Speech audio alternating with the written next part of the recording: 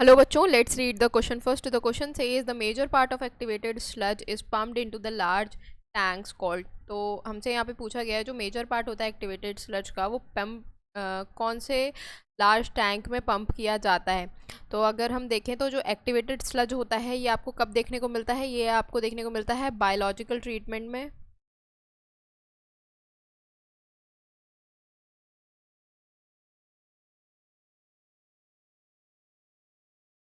Biological treatment या आप कह लीजिए सेकेंडरी ट्रीटमेंट, इसके इस टाइम पर आपको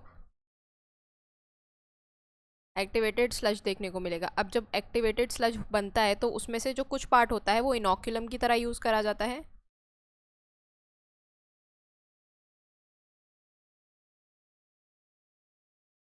इनोक्यूलम की तरह यूज़ होता है, बाकी का सारा आगे जाके एनारोबिक स्लज डाइजेस्टर में डाला जाता है। वहाँ पर वो क्या होता है कि जो बैक्टीरिया होते हैं जो एनारोबिकली रेस्पिरेशन परफॉर्म करते हैं वो उस एक्टिवेटेड स्लज को में जो एक्टिवेटेड स्लज में बेसिकली जो बैक्टीरिया और एरोबिक बैक्टीरिया और फंजाई प्रेजेंट होते हैं उनके रिमेनिंग पार्ट्स को क्या करते हैं, उनके रिमेनिंग पार्ट्स को डाइजेस्ट करते हैं और फाइनल एक बायोगैस का फॉर्मेशन करते हैं। तो बायोगैस होती है उसमें क्या मेजर कंपोनेंट होता है, उसमें मेजर कंपोनेंट होता है मीथेन, हाइड्रोजन सल्फाइड और कार्बन डाइऑक्साइड। तो ये सारी चीज़ें उसमें प्रेजेंट होती हैं।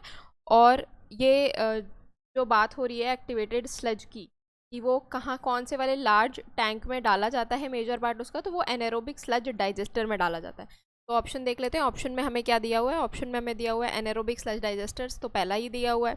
सेकंड में दिया हुआ है सेटलिंग टैंक्स, तो ये प्राइमरी ट्रीटमेंट में यूज़ होता है, ये नहीं होगा।